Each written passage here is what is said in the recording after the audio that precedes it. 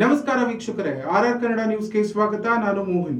ಇದೀಗ ಒಂದು ಎಕ್ಸ್ಕ್ಲೂಸಿವ್ ಸುದ್ದಿ ಲಭ್ಯ ಆಗ್ತಾ ಇದೆ. ದೇವನಹಳ್ಳಿಯಲ್ಲಿ ಇನ್ಫೋಸಿಸ್ ಹೆಸರಿನಲ್ಲಿ ಕೋಟಿ ಕೋಟಿ ಪಂಗನಾಮ, ನಕಲಿ ಐಡಿ, ನಕಲಿ ಸಹಿ ಬಳಸಿ ಸಿಎಸ್ಆರ್ ಫಂಡ್ ಮೋಸ, 6 ಕೋಟಿ ಡಿಡಿ, 30 ಲಕ್ಷ ನಗದು ಪಡೆದು ವಂಚನೆ, 179 ಕೋಟಿ ಸಿಎಸ್ಆರ್ ಹಣ ಕೊಡಿಸುವುದಾಗಿ ದೊಡ್ಡ ಆಮಿಷ, ಟ್ರಸ್ಟ್ ಸದಸ್ಯರಿಗೆ ಅನುಮಾನ, ಮೋಸ ಬಯಲು, ಮುಖ್ಯ ಆರೋಪಿ ಗಗನ್ ಪೊಲೀಸರ ವಶಕ್ಕೆ, ಉಳಿದವರಿಗಾಗಿ ಶೋಧ.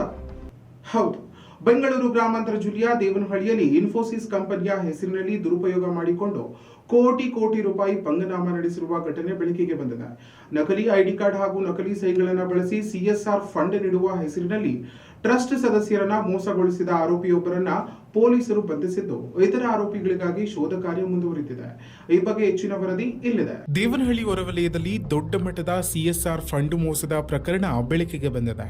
ಹೌದು, ಇನ್ಫೋಸಿಸ್ ಕಂಪನಿಯ ಹೆಸರನ್ನ ಬಳಸಿ ನಕಲಿ ಐಡಿ ಕಾರ್ಡ್ ಹಾಗೂ ನಕಲಿ ಸಹಿಗಳನ್ನು ಉಪಯೋಗಿಸಿ ಹೆಗ್ಗುಂಜಿ ಚಾರಿಟೇಬಲ್ ಟ್ರಸ್ಟ್ ಸದಸ್ಯರಿಗೆ ಕೋಟಿ ಕೋಟಿ ರೂಪಾಯಿ ಸಿಎಸ್ಆರ್ ಫಂಡ್ ಕೊಡಿಸುವುದಾಗಿ ಆಮಿಷ ನೀಡಲಾಗಿದೆ.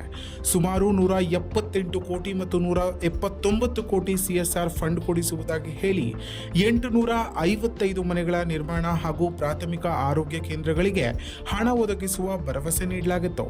ಈ ನಂಬಿಕೆಯಲ್ಲಿ ಟ್ರಸ್ಟ್ ಸದಸ್ಯರಿಂದ ಸುಮಾರು 6 ಕೋಟಿ ರೂಪಾಯಿ ಡಿಡಿ ಹಾಗೂ 30 ಲಕ್ಷ ನಗದು ಪಡೆದುಕೊಳ್ಳಲಾಗಿದೆ. ಇದರ ಜೊತೆಗೆ ಹಣ ಬಿಡುಗಡೆಯಾಗಲು ಇನ್ನಷ್ಟು ಹಣ ಬೇಕು ಎಂದು ಆರೋಪಿಗಳು ಮತ್ತಷ್ಟು ಹಣ ಕೇಳಿರುವುದು ತಿಳಿದು ಬಂದಿದೆ. ಆದರೆ ಯಾವುದೇ ಕೆಲಸ ನಡೆಯದ ಹಿನ್ನೆಲೆ ಟ್ರಸ್ಟ್ ಸದಸ್ಯರಿಗೆ ಅನುಮಾನ ಶುರುವಾಗಿದೆ. ಆ ನಂತರ ಹಣ ಪಡೆದ ವ್ಯಕ್ತಿಯ ಬಗ್ಗೆ ಮಾಹಿತಿ ಸಂಗ್ರಹಿಸಿದಾಗ ಈ ದೊಡ್ಡ ಮೋಸದ ಜಾಲ ಬಯಲಾಗಿದೆ. ದೇವನಹಳ್ಳಿ ಹೊರವಲಯದ ನಂದಿ ಉಪಚಾರ್ ಹೋಟೆಲ್ನಲ್ಲಿ ಈ ಡೀಲ್ ನಡೆದಿರುವುದು ತಿಳಿದು ಬಂದಿದೆ. ಈ ಸಂಬಂಧ ದೇವನಹಳ್ಳಿ ಪೊಲೀಸ್ ಠಾಣೆಯಲ್ಲಿ ಪ್ರಕರಣ ದಾಖಲಾಗಿದ್ದು, ಪ್ರಮುಖ ಆರೋಪಿ ಗಗನ್ನನ್ನ ಪೊಲೀಸರು ಬಂಧಿಸಿದ್ದಾರೆ. ಇನ್ನು 3 ಆರೋಪಿಗಳು ತಲೆಮರೆಸಿಕೊಂಡಿದ್ದು, ಅವರನ್ನ ಬಂಧಿಸಲು ಪೊಲೀಸರು ಬಲೆ ಬೀಸಿದ್ದಾರೆ. ಇನ್ನಷ್ಟು ಸ್ಥಳೀಯ ಮಾಹಿತಿಗಳಿಗಾಗಿ ನಮ್ಮ MMK ಯೂಟ್ಯೂಬ್ ಚಾನೆಲ್ನ ಸಬ್ಸ್ಕ್ರೈಬ್ ಮಾಡಿಕೊಳ್ಳಿ.